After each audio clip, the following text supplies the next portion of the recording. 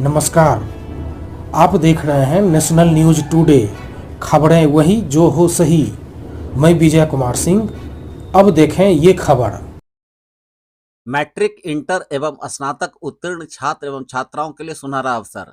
Electrician एवं fitter के नए सत्र में नामांकन के लिए बेगूसराय जिले का सबसे बड़ा आधुनिक विश्वसनीय ISO से प्रमाणित संस्थान और श्रम मंत्रालय भारत सरकार नई दिल्ली NCVT से मान्यता प्राप्त आशीर्वाद एवं बेगूसराय औद्योगिक प्रशिक्षण केंद्र रामदेरी गुप्ता बांध के नजदीक लवरचक बेगूसराय। नए सत्र के लिए नामांकन प्रारंभ। नमस्कार। जैसा कि आपको पता है कि बेगूसराय लोकसभा क्षेत्र में 10 प्रत्याशी हैं। इनके बीच एक निर्दलीय प्रत्याशी जो लोगों को अन्य प्रत्याशी को चुनौती भी दे रहे हैं, इंद्रजीत कुमार राय जी, उनके जो प्रवक्ता हैं, मीडिया प्रवक्ता हैं, उनसे बात करते हैं। वो लगातार अपने प्रत्याशी के साथ बने हुए हैं, तो उनको जानने की कोशिश करते हैं कि क्या जो इनके प्रत्याशी हैं उनका क्या जो फील्ड में घूम रहे हैं तो के लोगों से क्या रिस्पांस मिल रहा है। सर, आपसे जानना चाहेंगे कि आप जो आपके प्रत्याशी हैं इंद्रजीत कुमार राय जी, उनके साथ आप लगातार घूम रहे हैं, पब्लिक जो जहां आप लोग जाकर कांटेक्ट करें उनका क्या रिस्पांस मिल रहा है? जी नमस्कार। सबसे पहले तो मैं ये बताना चाहता हूँ कि हमारे जो प्रत्याशी है इंद्रजीत कुमार राय, वो निर्दलीय खड़ा हुए। सबसे पहली बात, आखिर उनको निर्दलीय खड़ा होना क्यों पड़ा? सरकार रहते हुए जो सरकार है, करंट सरकार है, जो पहले भी सरकार थी, सबका एक ही मुद्दा था कि युवा को रोजगार।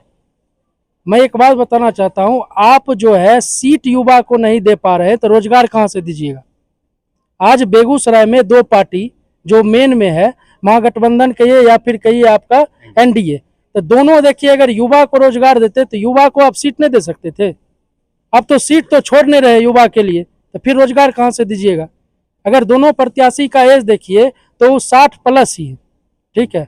और उसके बाद आप बात करते युवा की, तो युवा भारत है। हमारे प्रधानमंत्री जो कहते युवा भारत है, लेकिन आप युवा को देख कहाँ रहे? अभी अगर देखा जाए, ठीक है, कि हम लोग जो भी बाहर अभी निकले, हमारे प्रत्याशी को आने का बस एक ही कारण रहा कि इनका जो सोच है यही है कि युवा को रोजगार। तो रोजगार कैसे होगा? रोजगार सृजन के लिए जो है इन्होंने कुछ अपना प्लान बनाया है, ठीक है। और हमारा जो मुद्दा है कहीं ना कहीं राजनीतिक मुद्दा, उस सड़क, शिक्षा, पानी, हमेशा से यही चलता आ रहा है। आखिर हम लोग कब निकलेंगे इससे? उसके बाद आ गया गरीबी। गरीबी हटाओ का नारा शुरू से चल रहा है, लेकिन गरीबी को हटाते हटाते जो नेता है वो अमीर बन जा रहे हैं, लेकिन गरीबी नहीं हट रही है। गरीब भी नहीं हट रहा है, गरीबी हट ही नहीं रहा, ठीक है। और आज जो है सड़क का, अगर इतना दिन से सड़क का मुद्दा है तो सड़क भी कहाँ बना ढंग से? एक जगह बनता है, दूसरी जगह टूटता है। आप किसी भी गली में एक से एक, अभी जो है हम लोग फिलहाल कहीं सुदूर देहात में जाते हैं। कल ही हम लोग चमथा में थे, सुदूर देहात इलाका। लगता है क्या जो हम लोग शहर से कितने दूर आ गए पता नहीं।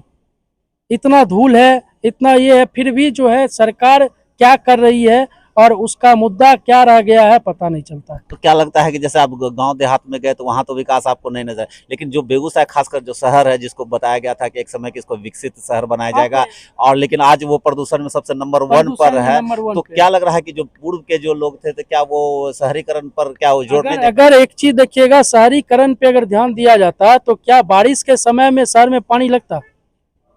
बारिश के समय में जितना डेंगू जो है बेगूसराय में होता है, शायद ही किसी शहर में होता होगा। और ऐसा हालत है कि यहाँ पे जो आप पॉश इलाका जाइए, चाहे विश्वनाथ नगर जाइए, ठीक है, हर्रक जाइए, ठीक है, आप काली स्थान के इधर जाइए, कहीं भी जाइए, तो आपको हर जगह पानी मिलेगा, हर जगह डेंगू से ग्रसित आदमी मिलेगा। तो यहाँ जो बेगूसराय को कहा जाता है कि बिहार का मात्र एक इंडस्ट्रियल इलाका बचा है, तो क्या लग रहा है कि इंडस्ट्री होने के बावजूद भी क्या कि यहाँ के लोग बेरोजगार हैं? बेरोजगार इसलिए है कि यहाँ पे जो भी इंडस्ट्री बन रही है तो उसका जो भी आप रोजगार जो है दूसरे को बुला करके दे रहे हैं। आज पेप्सी प्लांट बना तो लोगों को उम्मीद हुआ कि यहाँ पे कम से कम 4 से 5 हजार आदमी यहाँ का होगा। अब बताइए कितना आदमी यहाँ का रिक्रूट हुआ? और ये कहा जा रहा है कि आप लोग के लिए यहाँ पे रोजगार नहीं है, यहाँ पे बाहरी के लिए रोजगार।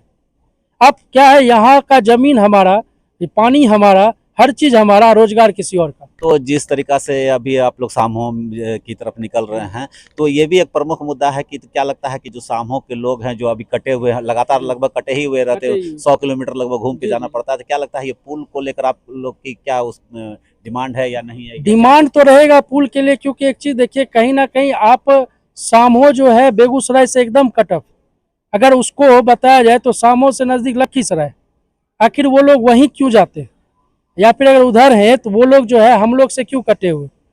और यहाँ पे ये है कि सामहो के लिए जो पुल का मुद्दा उठाया गया था, कहा गया कि लगभग पूरा हो गया तो काम शुरू क्यों नहीं हुआ।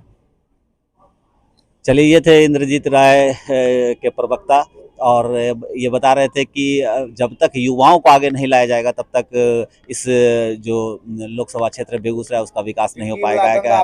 तो इनका कहना है कि लगातार ये अपने आप को युवाओं से जोड़ रहे हैं और युवाओं के पास जा रहे हैं, क्योंकि अगर बदलाव हो सकता है तो युवा ही कर सकते हैं।